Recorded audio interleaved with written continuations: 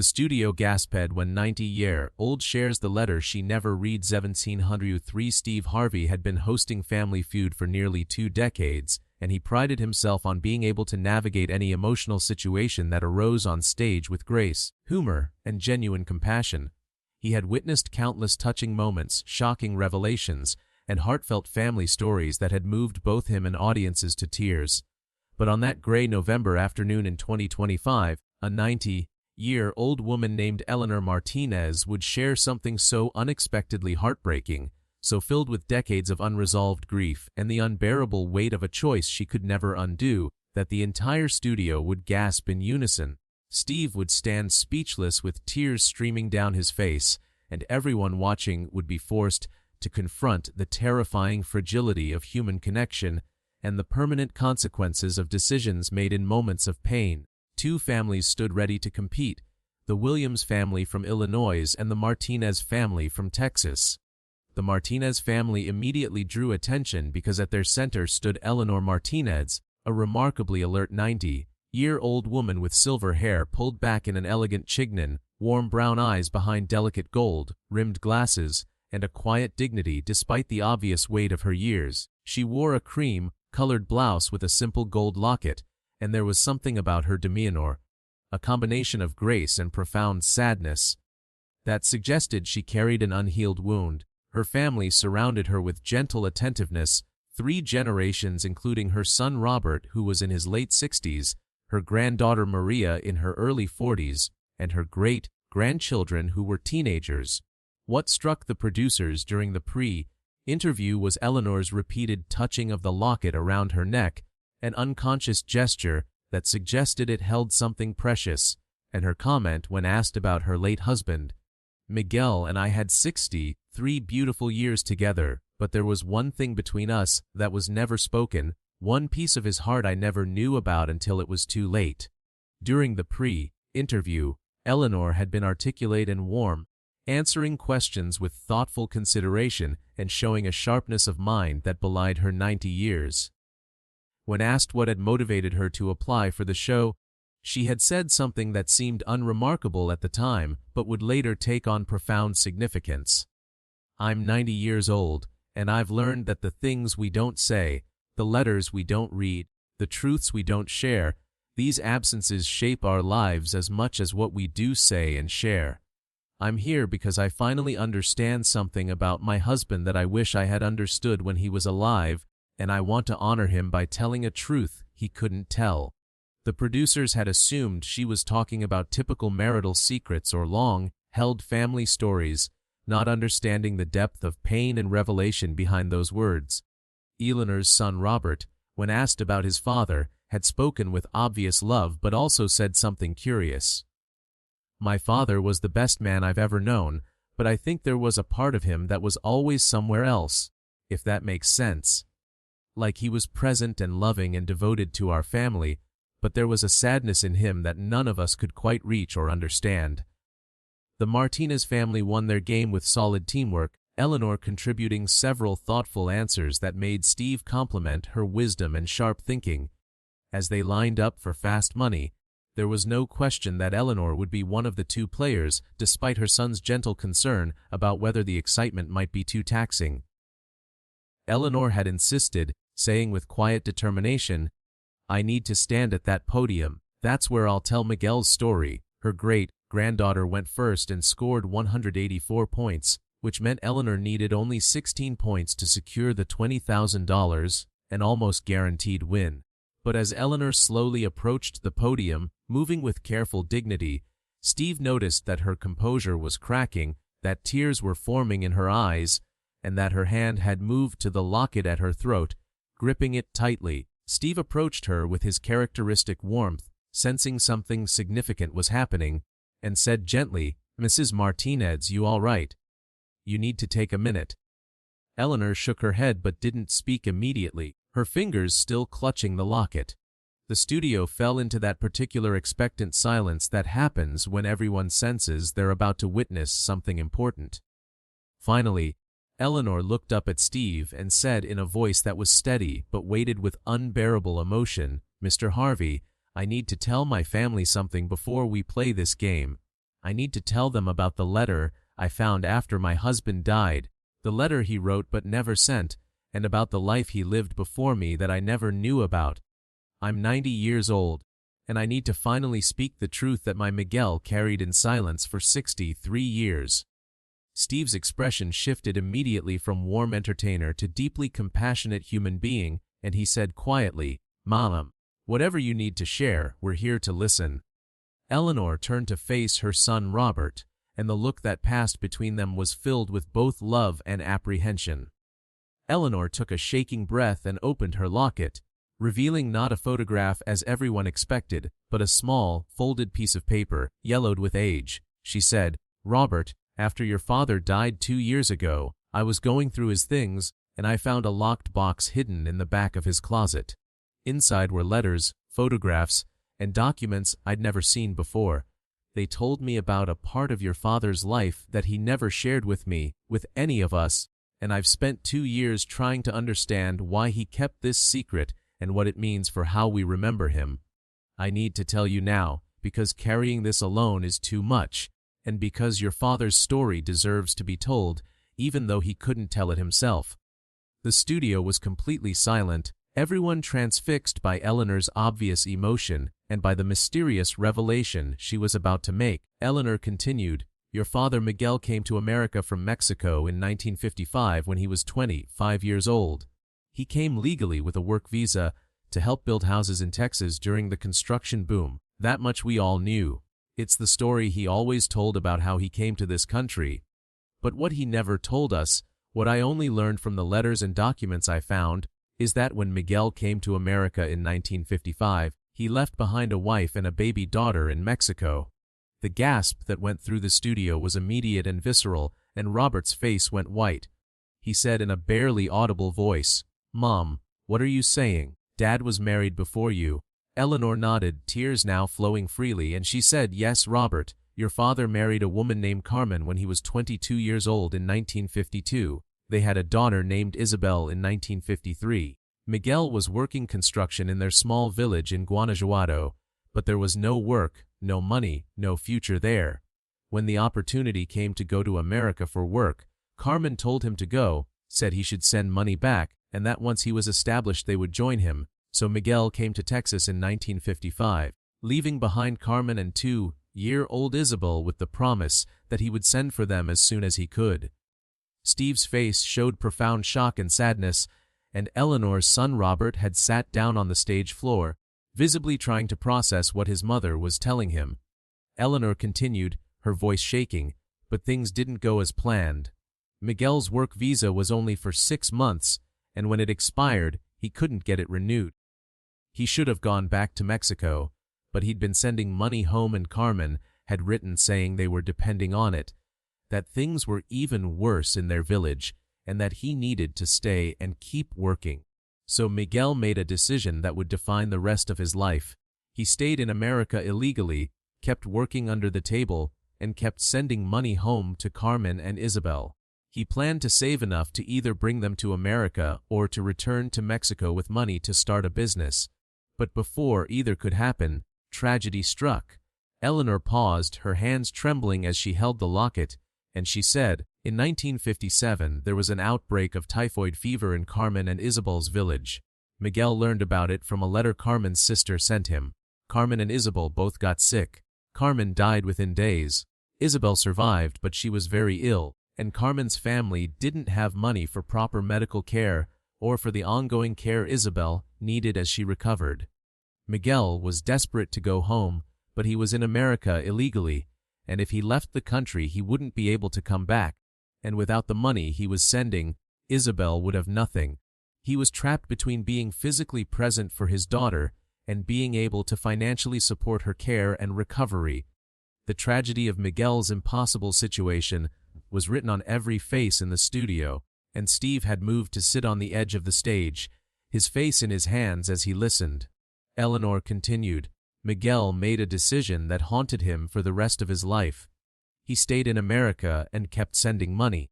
Carmen's sister Rosa agreed to raise Isabel with the money Miguel sent, and Miguel convinced himself that this was the right choice, that Isabel was better off with family in Mexico receiving financial support than she would be with a father who couldn't legally work and couldn't provide for her in America. He kept sending money faithfully, and Rosa sent him letters and occasional photographs of Isabel growing up. But Miguel never went back to Mexico to see his daughter, because going back meant losing the ability to send money and support her. Years passed, and the distance and time made going back seem increasingly impossible. Miguel had built a life in America, had gotten legal status through the amnesty program in the 1980s, and by then Isabel was an adult with her own life. Robert finally found his voice and said, "Mom, when did Dad meet you? Did he meet you before or after all this?" Eleanor said, "I met your father in 1959, 4 years after he came to America and 2 years after Carmen died. He never told me about Carmen or Isabel. He presented himself as a single man who had come to America to work and build a life, and I had no reason to question it. We fell in love, we married in 1960, and we built a beautiful life together. I never knew that the whole time we were married, your father was sending money to Mexico every single month, that he was receiving letters and photographs from Rosa about Isabel, and that he was carrying the guilt and grief of having left his daughter. He hid all of this from me for 63 years, until his death." Eleanor's voice broke as she continued, "The letter I found in his locked box, the letter that's now in this locket, was written by your father in 2023, just months before he died. It was addressed to Isabel, but he never sent it. In the letter, he apologized for leaving her, for choosing to stay in America rather than return to be with her, for missing her entire life while supporting her financially from a distance. He explained his reasoning, why he thought staying and sending money was the right choice, even though it meant abandoning her physically. He told her that he had thought about her every single day of his life, that he had celebrated her birthday every year, even though he wasn't there, and that not being her father in any real sense was his greatest regret. He wrote that he had wanted to tell me about her, wanted to bring her to America to meet her half-brother and her stepmother, but that too many years had passed, and he didn't know how to confess such a fundamental lie without destroying everything. The letter ended with him saying he was sorry, that he hoped Isabel had had a good life despite his absence, and that he understood if she hated him for choosing money over presents. The studio was completely silent except for the sound of crying, and Steve Harvey's face was wet with tears, though he seemed unable to speak. Eleanor said, "After reading that letter and finding all the correspondence between Miguel and Rosa, I learned that Isabel is still alive. She's 71 years old now, living in Guanajuato, married with children and grandchildren of her own. Rosa died 15 years ago, and Rosa's children have maintained some contact with Isabel, but Isabel has never heard from her father directly since 1957 when he left for America. She spent 68 years thinking her father abandoned her after her mother died, not knowing that he was sending money all along, not knowing that he thought about her constantly, and not knowing that he carried guilt and grief about leaving her for his entire life." Robert was openly crying now, and he said, "Mom, I have a sister. I have a sister in Mexico I never knew about, and Dad never told either of us." Eleanor nodded and said, "Yes, Robert. You have a half-sister named Isabel who is 71 years old, who your father supported financially but never saw after she was 4 years old, and who has no idea that her father spent his entire life grieving her absence and supporting her from a distance. And I've spent 2 years since finding these letters trying to decide what to do, whether to reach out to Isabel and tell her the truth about her father, or whether to honor Miguel's silence and let sleeping dogs lie." Steve finally found his voice, hoarse with emotion, and said, "Mrs. Martinez, what made you decide to tell this story now here?" Eleanor looked at him and said, "Because I realized that Miguel's silence, however well-intentioned, robbed Isabel of knowing that her father loved her and thought about her all her life. It robbed Robert of knowing he had a sister, and it robbed me of truly knowing my husband, of understanding the grief he carried and being able to support him through it. Silence didn't protect anyone, it just created holes in all of our lives. I'm telling this story because I want to find Isabel. I want to give her the letter her father wrote to her. I want her to see the photographs he kept of her, and the records of all the money he sent to support her, And I want her to know that her father's absence wasn't because he didn't love her, but because he made an impossible choice that haunted him forever." Eleanor pulled the small piece of paper from her locket. Not the full letter, but an excerpt she had placed there. And she read aloud, "Isabel, mi hija, I have failed you in every way a father can fail a child, but please know that you have been in my heart every moment of every day since I left you. Every dollar I sent was sent with love. Every photograph I received was treasured. Every birthday you had, I celebrated alone, thinking of the daughter I would never know. I chose wrong. I should have come home to you, should have been your father in presence, and not just in money. Forgive me, my amor, or don't, but know that leaving you was the mistake that has defined my life and the regret I will carry to my grave." The studio erupted in sobs, and Steve Harvey was crying so hard he had to walk off the stage for a moment to compose himself. When he returned, he approached Eleanor and said, "Ma'am, this is one of the most heartbreaking and beautiful stories I've ever heard. Your husband made an impossible choice in an impossible situation, and he carried the weight of it for his entire life. And now you're honoring him by making sure his daughter finally knows the truth. That takes incredible courage." Eleanor nodded and said, "McGill was a good man who made a choice that seemed right at the time, but that cost him everything that mattered. He provided for Isabel financially but lost her in every other way, and that loss ate at him for 63 years. I want Isabel to know that. I want her to know her father loved her, that he didn't just abandon her, and that she was his greatest heartbreak." Production stopped completely, while producers consulted with researchers and search professionals who specialized in international family reunification. Over the following weeks, with Eleanor's permission and cooperation, the show's team worked to locate Isabel Martinez in Guanajuato, Mexico.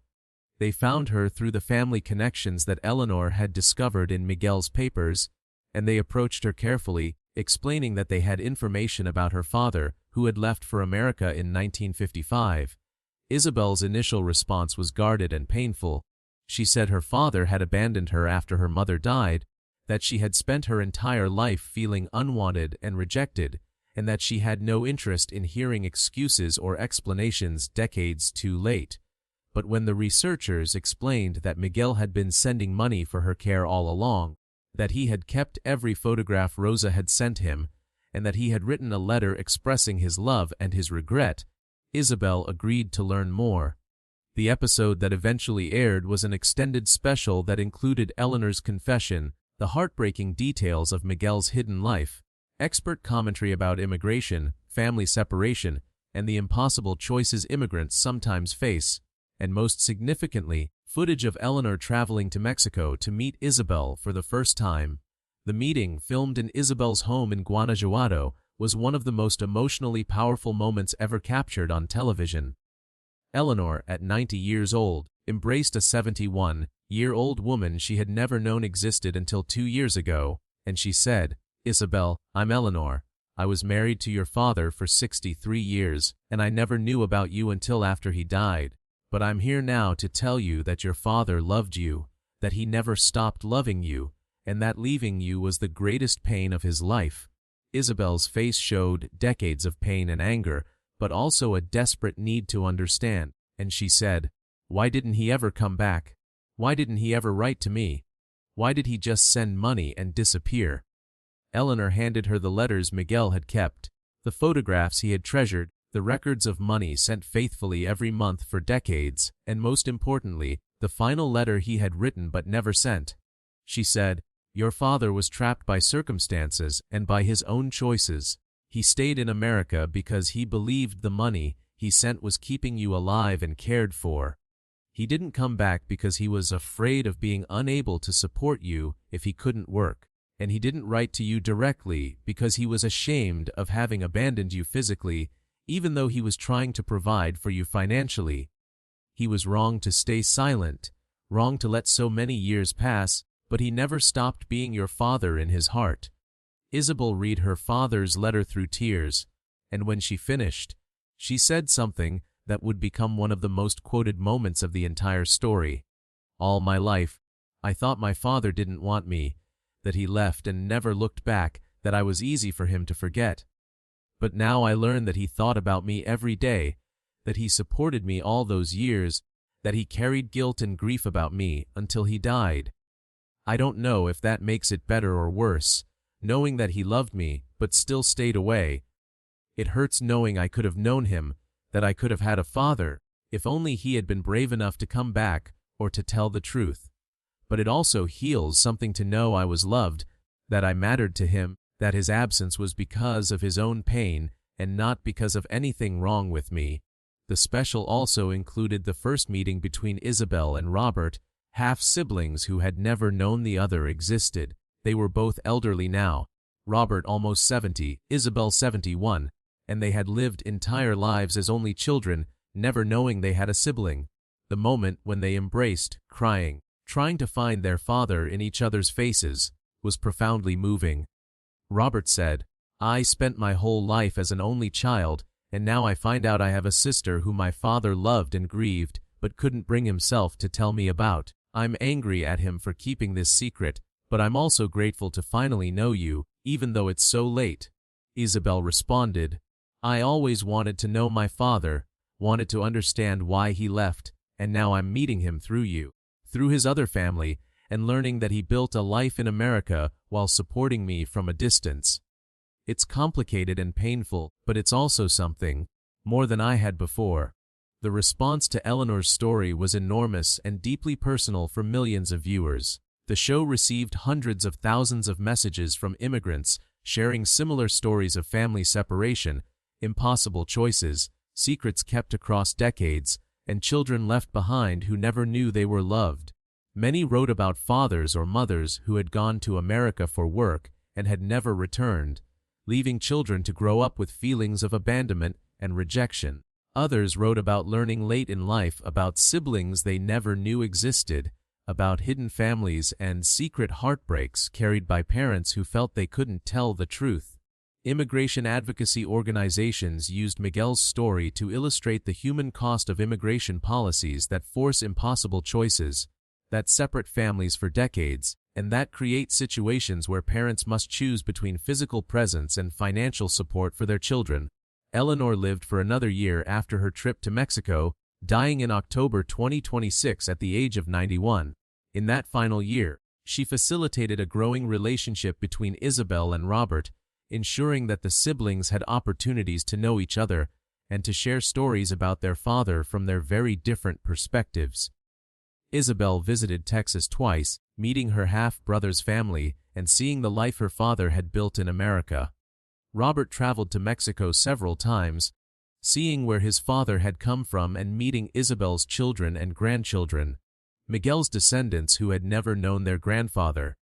Eleanor also worked with researchers to create a complete documentation of Miguel's life, including the letters, photographs, and money transfer records that proved his continuous support of Isabel, ensuring that Miguel's story would be understood in its full complexity rather than being simplified into either abandonment or martyrdom. Before her death, Eleanor gave an interview in which she reflected on what she had learned from discovering Miguel's secret. She said, "I spent 63 years married to a man I thought I knew completely, and then I discovered he had carried a grief so profound that it colored every day of his life, and I never knew it was there. That taught me that we never fully know anyone, that even people we love deeply keep chambers of their heart close to us, and that silence, even silence meant to protect, creates distance and misunderstanding. I wish Miguel had told me about Isabel. I wish I could have helped him carry that grief, could have encouraged him to reach out to her, could have met his daughter while he was alive so they could have reconciled. But he was ashamed and afraid and trapped by his own choices, and so he suffered alone for 63 years.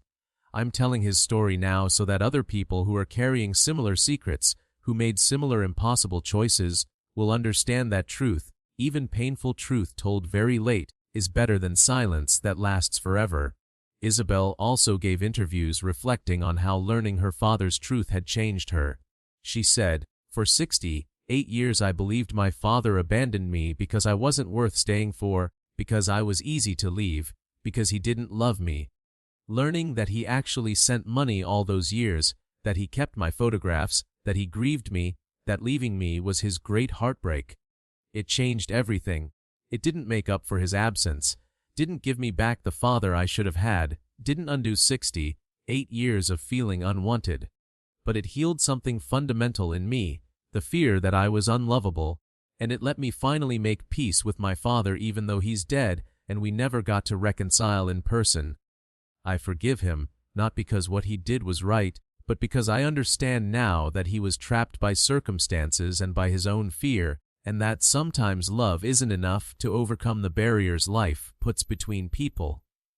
Eleanor's funeral was attended by both branches of Miguel's family, his American family that he had raised and his Mexican family that he had supported from a distance, coming together for the first time to mourn the woman who had bridged the gap between them, and to honor the complicated man they had all loved. Robert gave a eulogy for his mother, saying, "My mother lived 91 years, 63 of them married to a man who was carrying a secret grief, and she never knew.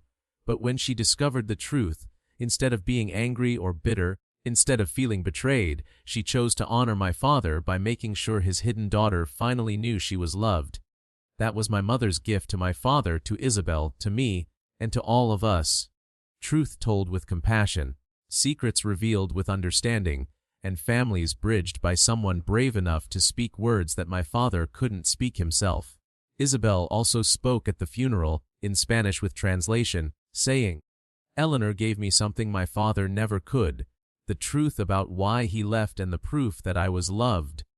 She could have kept my father's secrets buried with him, could have protected the life they had built together by never telling me or Robert that I existed, but she chose truth over comfort and chose to honor my father by finishing what he couldn't finish. I will always be grateful to her for that gift, and I will always regret that she and I had only 1 year to know each other when we could have had many more if only my father had been brave enough to tell his truth while he lived." Steve Harvey attended Eleanor's funeral, and he spoke about how her story and Miguel's story had profoundly affected him, had made him think about the secrets people carry, the impossible choices immigrants face, and the courage required to tell hard truths, even when it means exposing someone you love's deepest failures. He said that the moment when Eleanor had held up that locket and explained that it contained an excerpt from a letter her husband had written to a daughter Eleanor never knew existed, the moment when the full tragedy of Miguel's silent suffering became clear, had left him unable to speak or function as a host because the weight of it was too overwhelming. He established a foundation in Miguel and Eleanor's names to support family reunification for immigrants, to provide resources for people searching for family members separated by immigration, and to advocate for policies that don't force impossible choices between presence and support, between physical family connection and economic survival. The story of Eleanor Martinez and the letter Miguel never sent became a powerful testimony about the hidden costs of immigration, the impossible choices that poverty and policy force on families, in the lifelong weight of secrets kept even from those we love most, and the courage required to speak truth after decades of silence. It showed that good people sometimes make choices that haunt them forever, that love can exist alongside absence, and that financial support, while valuable, can never replace physical presence and emotional connection. It illustrated that secrets kept to protect others often end up causing more pain than truth would have, that families can be separated by distance and silence even when love persists, and that reconciliation, while always valuable, can never fully make up for decades of lost time. In the end, Eleanor's choice to reveal Miguel's secret, despite knowing it would complicate how he was remembered, became an act of love. Love for Miguel, for Isabel, for Robert, and for truth itself. She chose to honor her husband not by protecting his image, but by ensuring his hidden daughter knew she was loved, by giving Robert a sister he never knew he had, and by showing that even people we admire and love can carry profound failures and griefs that shape their entire lives. Her story became a reminder that we never fully know even those closest to us, that silence creates suffering that ripples across generations, and that speaking truth, even truth that reveals failure and pain, is ultimately an act of courage and compassion that serves the living even when it cannot change the past.